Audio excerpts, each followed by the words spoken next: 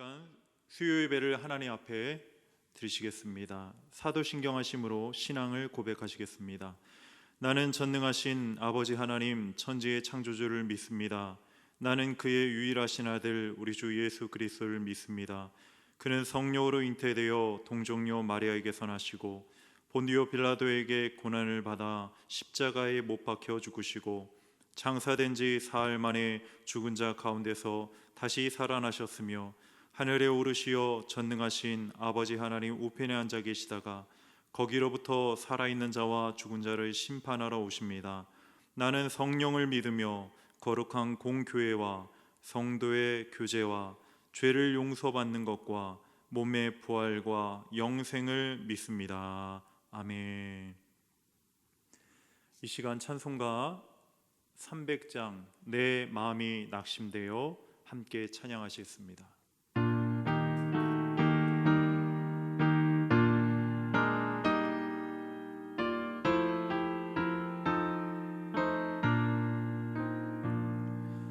내 마음이 낙심되며 근심에 눌릴 때 주께서 내게 오사 위로해 주시네.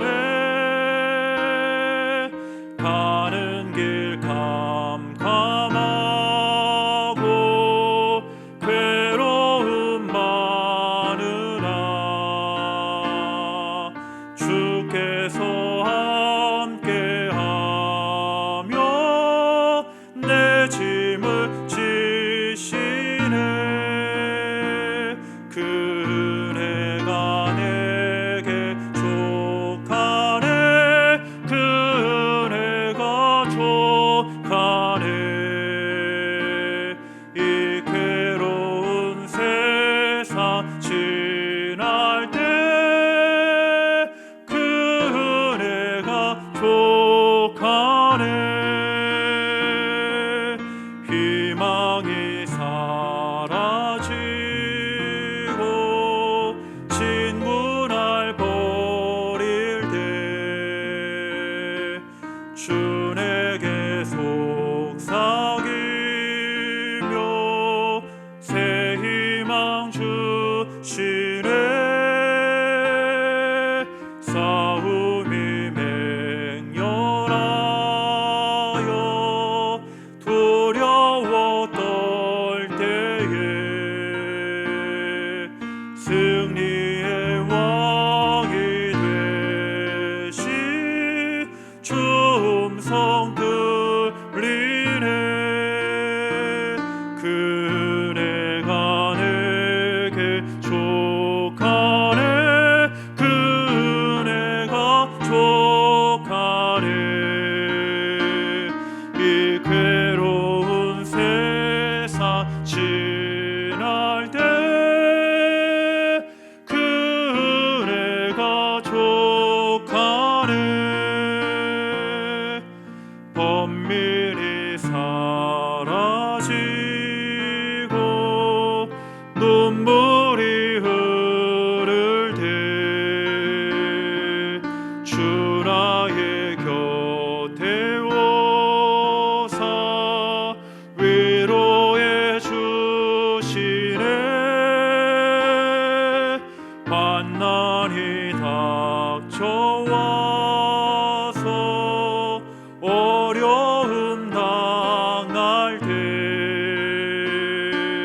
주님의 능력 입어 원수를 이기네. 그 은혜가 내게 족하네. 그 은혜가 족하네. 이 괴로운 세상 지날 때 그 은혜가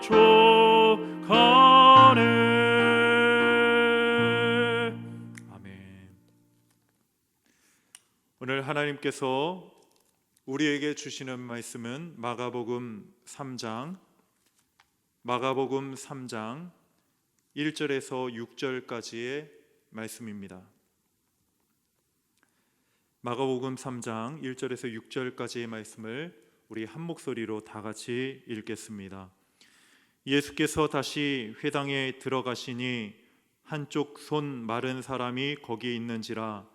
사람들이 예수를 고발하려 하여 안식일에 그 사람을 고치시는가 주시하고 있거늘 예수께서 손 마른 사람에게 이르시되 한가운데에 일어서라 하시고 그들에게 이르시되 안식일에 선을 행하는 것과 악을 행하는 것, 생명을 구하는 것과 죽이는 것 어느 것이 옳으냐 하시니 그들이 잠잠하거늘 그들의 마음에 완악함을 탄식하사 노하심으로 그들을 둘러보시고 그 사람에게 이르시되 내 손을 내밀라 하시니 내밀매 그 손이 회복되었더라. 바리새인들이 나가서 곧 헤롯 당과 함께 어떻게 하여 예수를 죽일까 의논하니라. 아멘. 할렐루야. 오늘도 각 가정에서 또 사업장에서 삶의 터전에서 하나님의 전을 기억하여 예배 자리를 기억하여 또 예배를 드리시는 여러분들에게 하나님이 주시는 말할 수 없는 축복과 은혜와 응답이 있기를 주의 이름으로 간절히 축복합니다. 여러분 어떻게 오늘 투표 잘 하셨습니까? 저는 며칠 전에 사전 투표를 미리 했습니다. 많은 분들이 이야기를 합니다. 어떤 대통령이 뽑혀야 나라가 잘 돌아갑니다.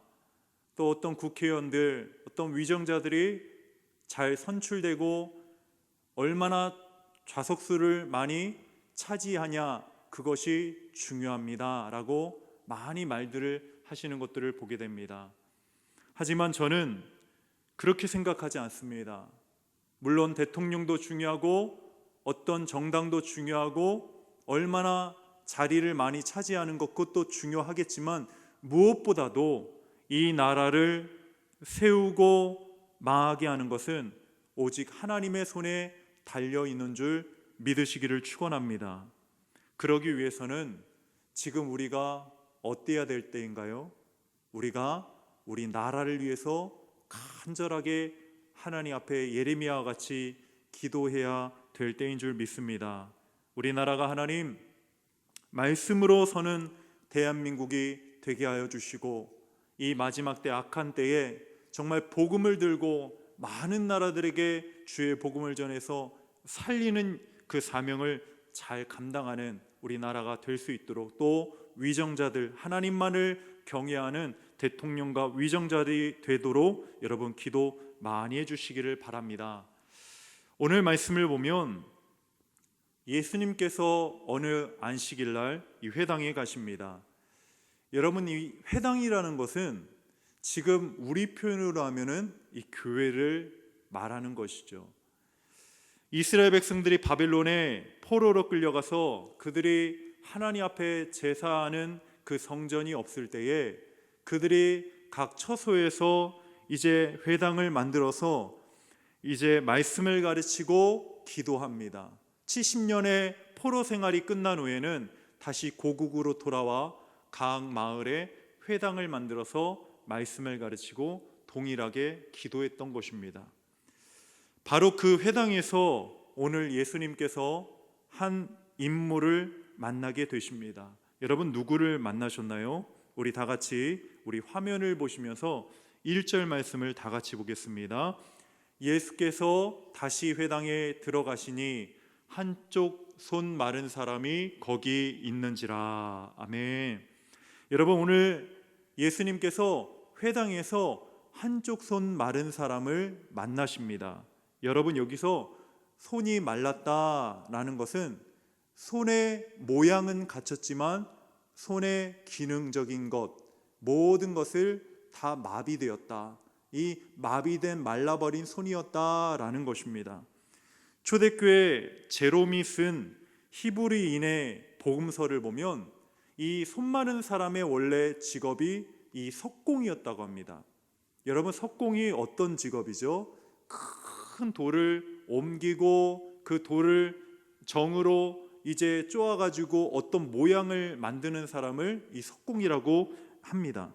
근데 이 손마른 사람이 석공이었던 자가 질병이었는지 어떤 사고였는지는 모르지만 어느 순간부터 한쪽 손을 사용하지를 못하게 되었다라는 거예요. 무거운 돌을 다뤄야 되는 석공이 한쪽 손이 말라버리고 마비되면 그 사람이 생활을 할 수가 없을 것입니다. 그리고 당시에 이 신체적으로 장애가 있던 이 장애인들은 하나님 앞에 나아가서 제사할 수도 없고 성전에서 하나님을 예배할 수도 없었다라는 것입니다. 당연히 가족들과 이웃들에게 배척되어서 왕따로 살아갑니다. 그래서 여러분, 성경에 보면 이 병자들이나 이 나병 걸린 자들, 또 이 환자, 장애를 가진 분들이 기를 쓰고 자신의 전 재산을 다 내어서라도 병을 고치려고 했던 이유가 한 가지가 있었다라는 것입니다. 여러분, 그것이 무엇이냐면 신체적으로만 건강해지려는 이유뿐만 아니라 하나님과 사람들 앞에서 의인이 되기 위한 목적이 있었다라는 것입니다. 한 번이라도 당당하게, 한 번이라도 떳떳하게 하나님의 예루살렘 성전에 가서 또 회당에 가서 하나님의 말씀을 듣고 하나님 앞에 떳떳하게 제사를 드리기 위해서, 예배 드리기 위해서 그들이 전 재산을 다 해서라도 병을 낫기를, 의인이 되기를 원했던 것이죠. 하지만 오늘 손 마른 자는 어떤 것도 할 수 없는 그런 상황이었다라는 거예요. 희망도 없고 꿈도 없는 그런 처지 가운데, 그런 인생 가운데 살아가고 있었습니다. 그렇게 절망하던 그에게 오늘 예수님께서 그를 찾아오십니다. 그리고 그를 만나 주십니다. 그리고 그를 회복시켜 주신 줄 믿으시기를 축원합니다. 여러분, 누구를 우리가 인생 가운데 만나는가 참으로 중요합니다. 예전에 제가 길거리를 가다가 한 전도지를 제가 봤습니다. 그 전도지를 보니까 이렇게 쓰여 있더라고요. 인생의 방황은 예수님을 만나면 끝이 나고, 신앙의 방황은, 신앙생활의 방황은 좋은 교회를 만나면 끝납니다. 참 좋은 말입니다. 인생의 방황은 예수님을 만나면 끝나고, 신앙생활의 방황은 좋은 교회를 만나면 끝이 납니다.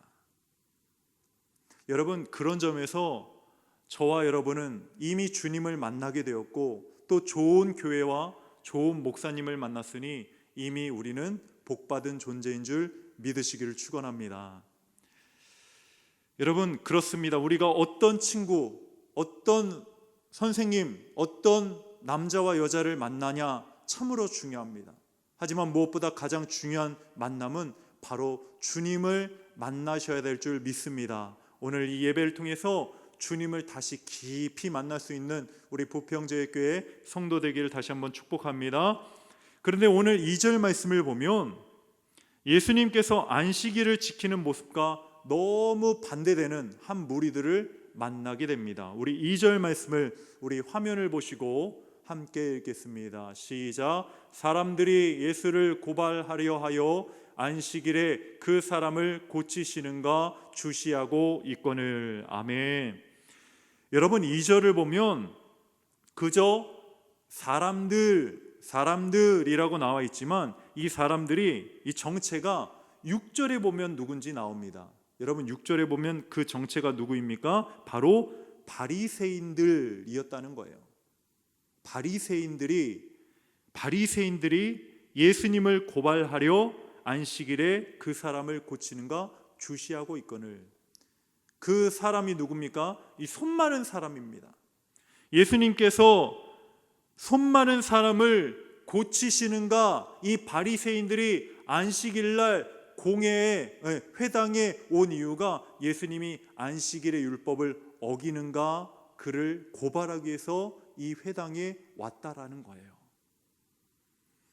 여러분, 당시에 유대 율법에 안식이라 함은 어떤 노동, 어떤 일도 하면 안 되었습니다. 이게 어느 정도였냐면요, 예를 들어서 어떤 집에, 어떤 건물에 지붕이 무너졌습니다. 여러분, 무너지면 그 안에 있던 사람들이 어떻게 됩니까? 때로는 다치기도 하고, 심한 경우에는 여러분 죽지 않습니까? 그러면 안식일 날 지붕이 무너지면 긴급한 사람들이 있잖아요. 생명의 지금 촌각이 왔다 갔다 하는 사람들은 안식일이라 할지라도 구합니다. 하지만 지붕이 무너져서 이미 사망한 사람들, 그 시신들은 안식일에 구하지 않았다라는 거예요. 왜 그렇습니까? 그 시신을 꺼내는 것조차 노동으로, 일로 여겼기 때문에 안식일이 지난 그 다음날 그 시신을 처리하게 되었다라는 거예요. 근데 여러분, 이 바리새인들 입장에 보았을 때 오늘 회당에 왔던 이 손마른 사람은 긴급하게 구호를 해야 될 사람이 아니었다라고 판단한 겁니다. 그러니까 예수님이 지금 긴급한 환자가 아닌 그 목숨이 걸리지도 않은 이 손마른 사람을, 그 율법을 어기면서까지 그를 고치는 것을 고발하고자 그들이 안식일날 오늘 왔던 거예요. 하지만 저는 사실 1절의 말씀이 조금 이해가, 오늘 말씀을 준비하는 가운데 이해가 되지 않았습니다. 여러분, 분명 보면 이 손마른 자는 이 육체적인 장애인이지 않습니까? 그런데 오늘 1절에 보니까 예수님께서 회당에 들어가셨을 때에, 회당에 들어갔다라는 것은 회당의 안쪽을 말합니다. 안에 들어가셔서 누구를 만나셨다고요? 손마른 사람을 주님께서 만나셨다라는 거예요. 그렇다면 여러분, 이 손마른 사람이, 아까도 제가 말씀드렸지만 이 성전이나 회당 안에 손마른 사람은, 장애가 있는 자는 못 들어갑니다. 그런데 어떻게 입구에서 제지를 당하지 않고 어떻게 그가 들어갔을까요? 여기서 우리는 한 가지 추론이 가능합니다. 바로 바리새인들이 손마른 자를, 예수님을 시험하고자, 좀 이렇게 표현해서 어떨지 모르겠지만 미끼로 그를 이용한 것입니다. 손마른 사람을, 이미 손마른 사람인 것을 바리새인들이 모른 게 아니에요. 이미 그가 손마른 자라는 것을 알고 있었습니다. 그럼에도 불구하고 바리새인들은 예수님을 시험코자, 넘어뜨리고자, 고발하고자 그를 미끼로 이용한 것입니다. 어떻게 알 수 있냐면 바로 2절입니다. 2절에 보면 사람들이 예수를 고발하려 하여 안식일에 그 사람을 고치시는가 주시하고 있거늘. 주시했다라는 건 뭡니까? 주목하고 있었다라는 거예요. 계속 뚫어져라, 그것만 관찰하고 있었다라는 것입니다. 이 말 속에는 이미 바리새인들도 손 마른 자가 회당 안에 들어왔다는 것을 알았다는 것이고 그를 미끼로 이용하고 있었다라는 거예요. 얼마나 여러분 악한 자들입니까? 얼마나 악독한 자들입니까? 그래서 저는 오늘 어떻게 본다면 불쌍한 자가, 육신적으로 손 마른 사람보다 더 불쌍한 자들은 여러분, 저는 바리새인들이라고 저는 생각합니다. 바리새인들은 비록 육신적으로는 건강한 두 손을 가지고 있었어요. 하지만 그들의 영은 말라 비틀어져 있었기 때문에 그 건강한 손을 가지고 하나님의 사랑을 실천하지 않습니다. 가난한 자, 마음이 상한 자, 어려운 자의 눈물을 닦아주지 않고 위로해주지 않습니다. 오히려 백성들을 고발하고 죄를 정죄할 거리들만 찾아서 주목하고 있고 주시하고 있습니다. 앞전에 우리가 오늘 읽지는 않았지만 3장 앞부분 2장에 보면 예수님께서 중풍병자를 고치십니다. 친구들이 지붕을 뚫고 중풍병자 친구를 데리고 왔을 때에 내 죄가 사하여졌노라 예수님께서 말씀하셨을 때에 바리새인들이 뭐라고 합니까? 신성모독이다. 그리고 예수님과 함께 금식 논쟁을 합니다. 제자들이 안식일에 밀, 이삭을 자른 것을 가지고 계속적으로 주님을 공격하고 논쟁합니다. 결국 하나님이신, 실존하신 하나님 주님을 앞에 두고도 그들은 영적인 눈이 가리워져서 하나님을 알아보지 못하고 영적 손 마른 자로 살아가게 되었다라는 것입니다. 여러분, 한번 우리들의 모습을 한번 돌아보기를 원합니다. 지금 우리는 신앙생활을 하면서 하나님을 믿는다라고 하면서 우리의 인생은, 우리의 삶은 어떠합니까? 혹시 영적 손 마른 자 바리새인과 같이 그렇게 영적으로 메마른 자는 아닙니까? 하나님을 믿는다면서도 아직도 죄에 대해서 무감각하고, 예전에는 작은 죄 하나에도 하나님을 경외하고 하나님의 심판을 두렵게 여겼는데, 이제는 큰 죄, 습관적인 죄, 오히려 그것들을, 죄를 자랑하고 내보이고 떳떳하게 살아가는 모습이, 바리새인과 같은 모습이, 회칠한 무덤과 같은 모습이 우리 가운데, 저 가운데는 없습니까? 예전에 제가 사역하던 교회에 한 권사님이 계셨는데, 그 권사님은 참 특이한, 좀 특별한 그런 버릇이라고 해야 될까요? 습관이 있으셨습니다. 뭐냐면 항상 회개 기도를 잘 하시는 거예요. 밥을 먹다가도 좀 약간 채기가 느껴지잖아요. 그러면 그 길로 밥 숟갈을 놔두고 기도실로 뛰어가가지고 하나님 앞에 회개 기도합니다. 그러니까 밥을 먹다가도 내가 이 지금 체한 것이, 내가 속이 부딪힌 것이, 내가 밥을 빨리 먹고 그런 것이 목적, 그 이유가 아니라 하나님께서 나를 지금 깨닫게 하시는구나.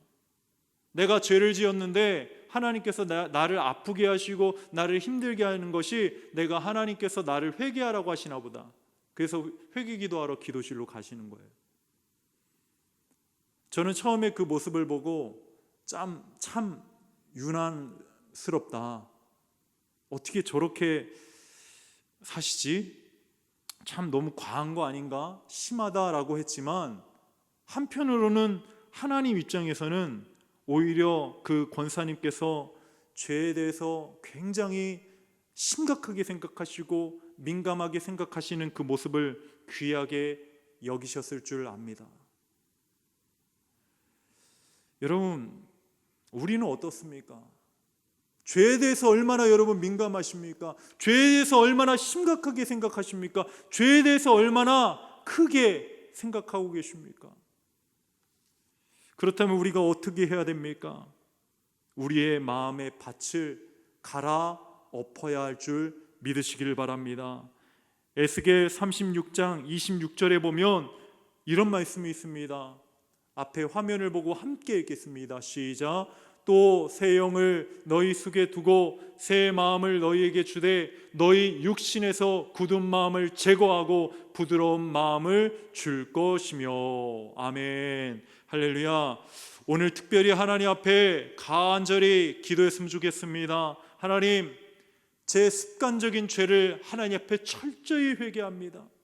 하나님, 내가 예전에는 제가 조그만한 죄 앞에서도 하나님 앞에 간절히 통해 자복하며, 하나님 잘못했습니다, 하나님 용서해 주세요, 하나님 내 안에 눈물이 회복되게 해주세요, 간절함이 있었는데, 어느 순간부터 딱딱해 버린, 화석화된 그런 신앙은 하나님 나에게 없습니까? 나의 딱딱해진 이 마음의 밭을 하나님 주의 성령으로 갈아 엎어 주옵소서. 할렐루야.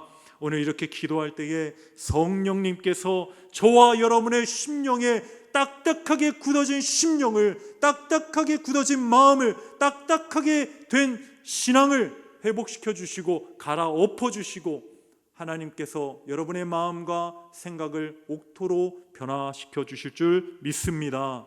그렇게 되기를 간절히 축원합니다. 여러분, 이어서 3절의 말씀을 보겠습니다. 3절 말씀을 우리 화면을 보시고 다 같이 읽겠습니다. 시작. 예수께서 손 마른 사람에게 이르시되 한 가운데에 일어서라 하시고. 아멘. 우리 다시 한 번만 읽겠습니다. 3절입니다. 시작. 예수께서 손 마른 사람에게 이르시되 한 가운데에 일어서라 하시고. 아멘. 따라하겠습니다. 한 가운데에 일어서라. 한 가운데에 일어서라.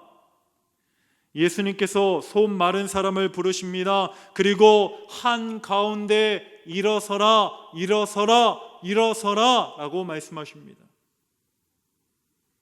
아마 이 한가운데 일어서라 라는 이 말씀을 듣고 당시 그 자리에 함께 있던 그 모습을 보고 있던 바리새인들이 여러분 쾌재를 불렀을 것입니다. 아, 이제 예수가 우리가 파놓은 덫에 드디어 걸려들었구나.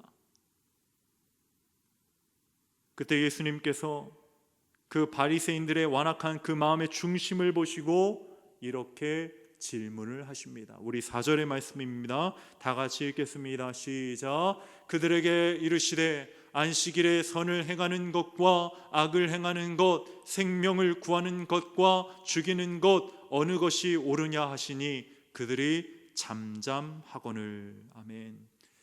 여러분, 한번 제가 질문을 할 테니까 한번 대답해 보시기 바랍니다. 여러분, 안식일에 선을 행하는 것과 악을 행하는 것, 여러분 선을 행하는 것과 악을 행하는 것 중에 어떤 것이 옳습니까? 또 안식일에 생명을 구하는 것, 그리고 생명을 죽이는 것 중에 여러분 어떤 것이 옳습니까? 살리는 것과 죽이는 것, 하나님 앞에서 어떤 것이 옳습니까?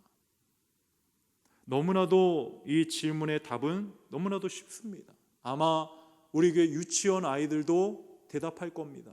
그런데 누구보다 똑똑하고 당시 율법을 잘 알고 능통한 바리새인들은 너무나도 쉬운 이 예수님의 질문에 전혀 대답하지를 못합니다. 여러분, 하나님께서 천지를 6일 동안 창조하셨습니다. 그리고 안식하셨습니다. 하나님께서 천지를 창조하실 때 첫 번째 명령이 무엇이었습니까? 빛이 있으라 였습니다.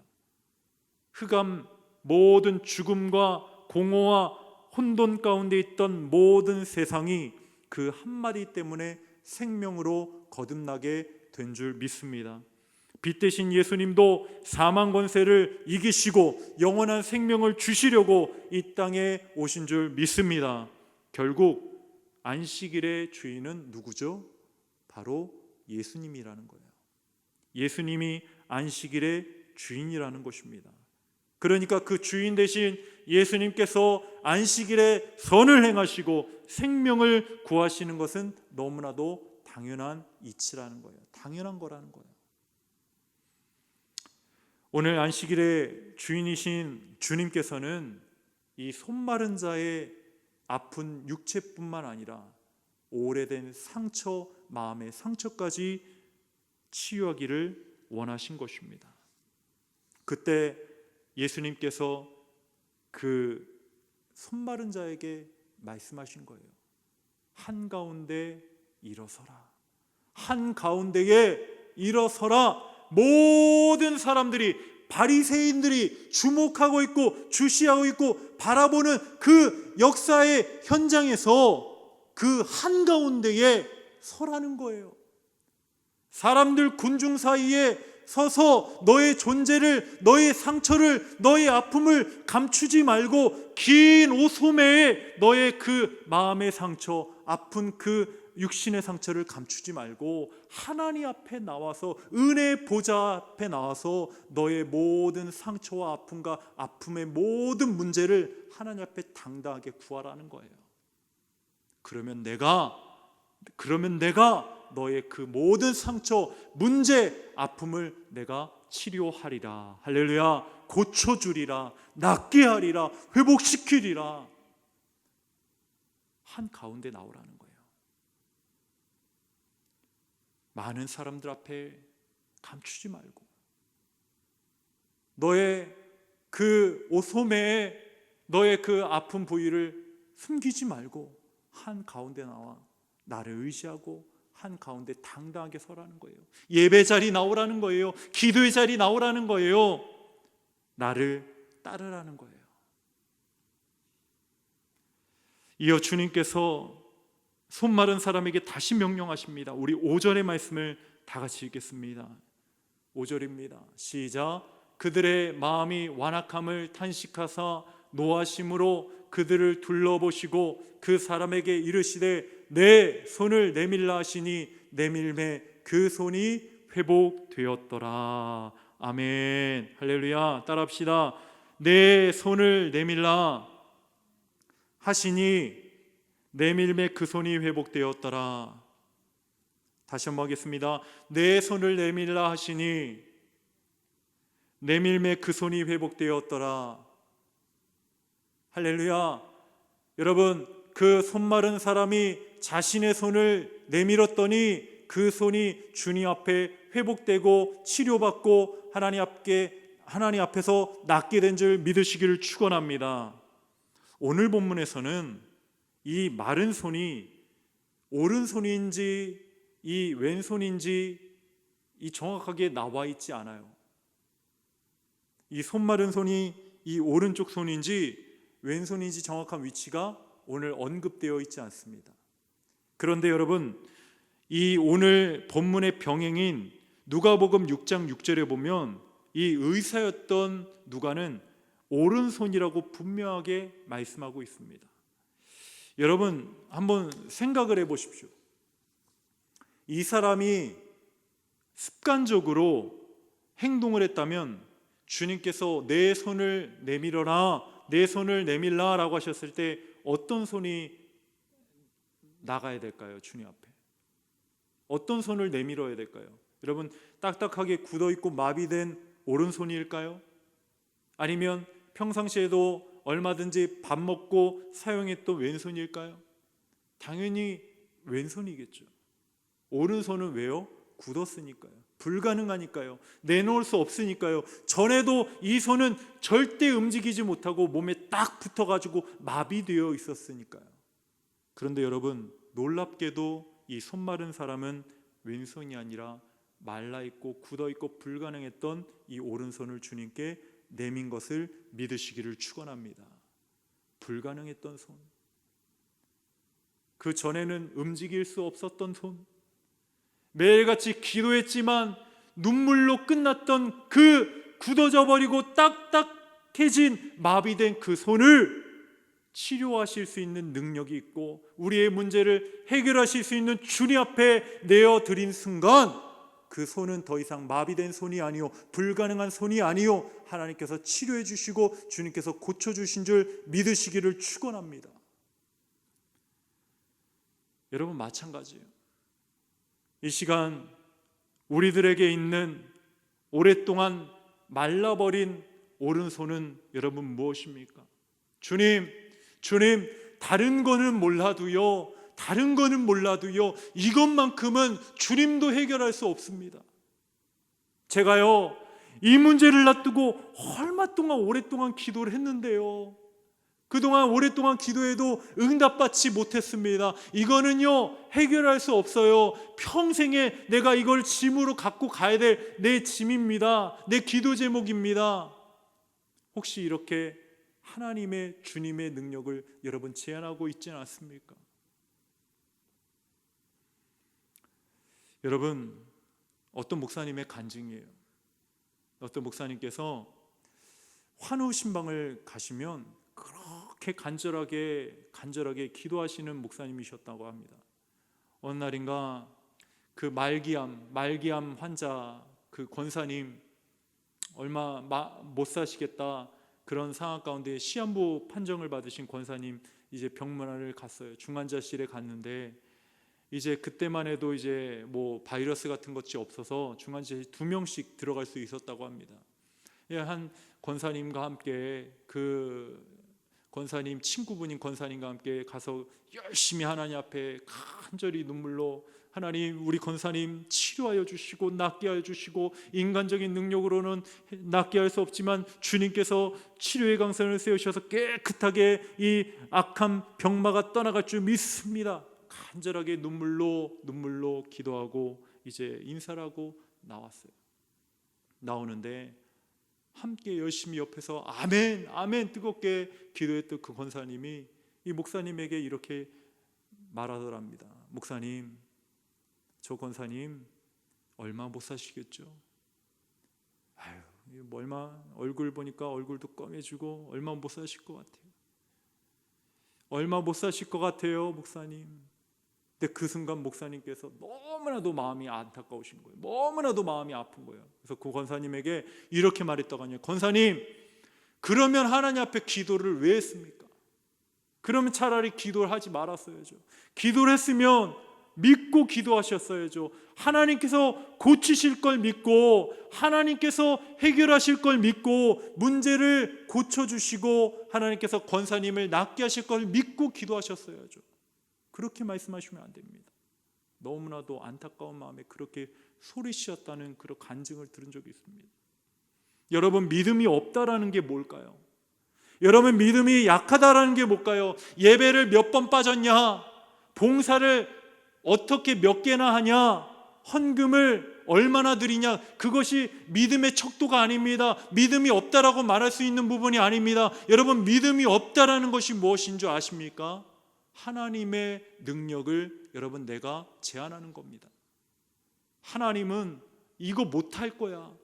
전에도 이거 못했으니까 하나님 이거 못할 거야. 우리는 하나님 앞에 감기가 걸렸을 때 하나님 앞에 간절히 기도합니다. 몸살이 걸리면 하나님 앞에 간절히 기도합니다. 근데 여러분, 말기암에 걸리면 하나님 나도 못 고치고 의사도 못 고치니까 약 먹어도 안 나니까 하나님도 못할 것이라 생각합니다.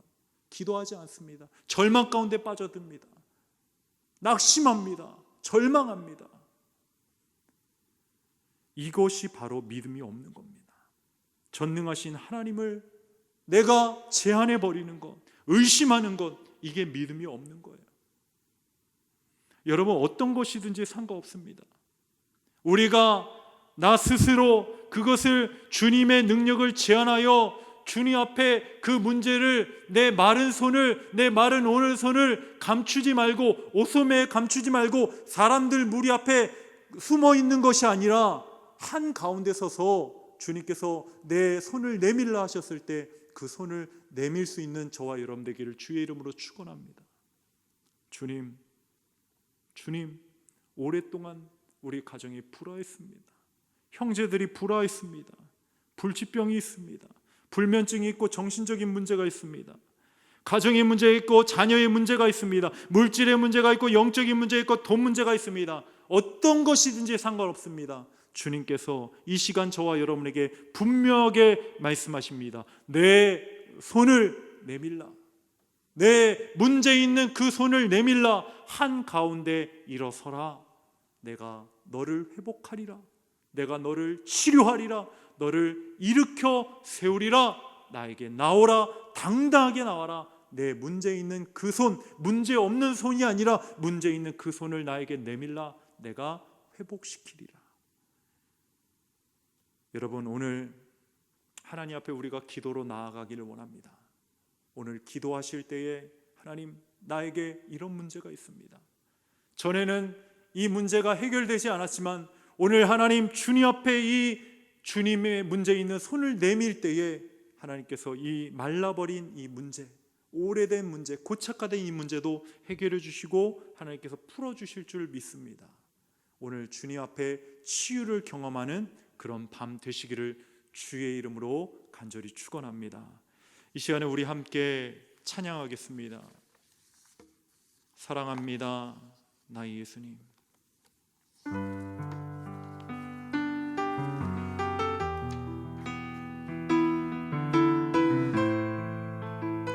우리 마음을 다해 함께 찬양합시다. 사랑합니다, 나의 예수님. 사랑합니다, 나의 예수님. 사랑합니다, 아주 많이요. 사랑합니다, 예수님 사랑합니다. 그것뿐이에요. 사랑합니다. 사랑합니다. 나의 예수님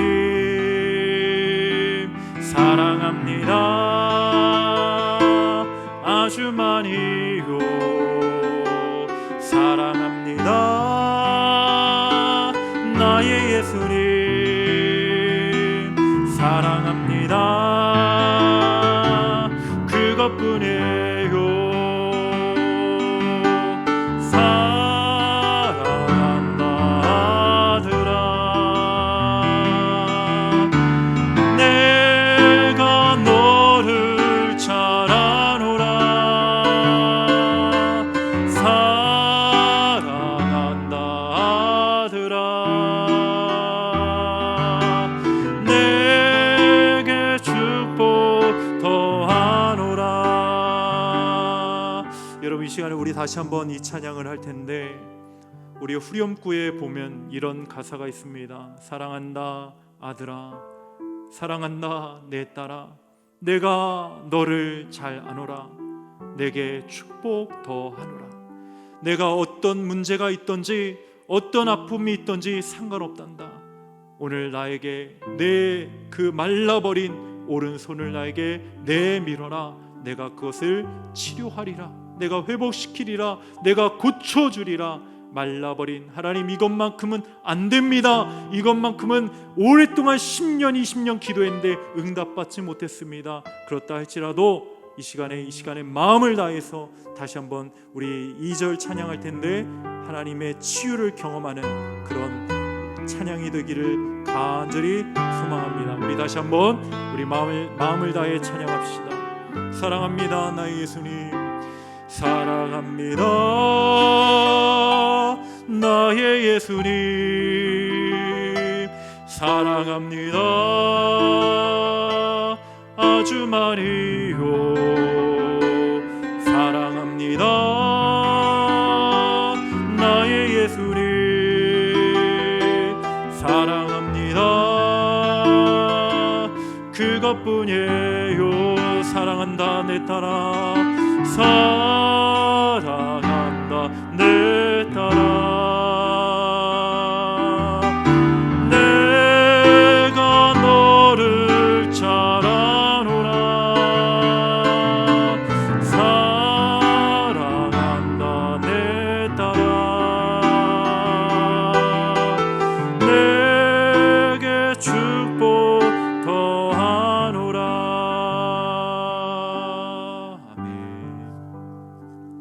사랑의 하나님, 감사합니다. 오늘도 수요 예배 자리에 우리의 발걸음을 인도하여 주시고, 하나님께서 사랑한다 아들아, 사랑한다 내 딸아, 내가 너를 축복하노라. 내가 너를 누구보다 잘 아노라. 하나님의 음성을 듣게 하시니 감사합니다. 우리가 이 땅에 살아가면서 수많은 상처와 아픔 가운데 살아가지만, 남들에게 말하지 못하고 가족들에게 말하지 못하고 자녀들에게조차 말하지 못할 그 아픔과 문제를, 말라버린 그 오른손을 주님 앞에 기도로 예배로 당당하게 나아가기를 원하옵나이다. 하나님, 치료하여 주시옵소서. 문제를 해결하여 주시옵소서. 낫게 하여 주시옵소서. 하나님, 그래서 우리가 당당하게 주님 앞에 나와 예배하는 자들 되게 하여 주시고, 속히 코로나 하나님 바이러스 사태가 끝나서 온 하나님 성도들이 하나님의 전에 나와 당당하게 기쁨으로 모두 모여 하나님을 예배하는 그날이 속히 오게 하여 주시옵소서. 오늘 하나님, 새로운 국회의원들이 뽑혔습니다. 그 국회의원들이 하나님만을 경외하고 두려워하는 자들 되게 하여 주시고, 하나님 대통령과 위정자들이 하나님을 두려워하여 백성들을 두려워하고 하나님 나라를 지혜롭게 말씀으로 잘 이끌어 나갈 수 있도록 도와주셔서, 남북한의 문제뿐만 아니라 전 세계가 하나님 이 문제 가운데, 고난 가운데에 하나님 회개하게 하여 주시고, 주님 말씀으로 돌아가 마지막 때에 하나님께 크게 쓰임받는 하나님 우리 모두가 될 수 있도록 인도하여 주시옵소서. 이제는 우리 주 예수 그리스도의 은혜와 하나님의 크고도 놀라우신 사랑과 성령님의 감화 교통하심이 내 손을 내밀라 주님께서 말씀하실 때에 우리의 모든 문제, 우리의 말라버린 오래 고착화되고 화석화된 하나님 이 문제와 오른손을 주님께로 내밀기를 원하는, 기도하기를 원하는, 예배하기를 원하는 이 자리에 모인 또 각 가정에서 예배드리고 사업장에서 예배드리는 모든 성도들 머리 위에 지금으로부터 영원토록 함께 하시기를 간절히 축원하옵나이다. 아멘.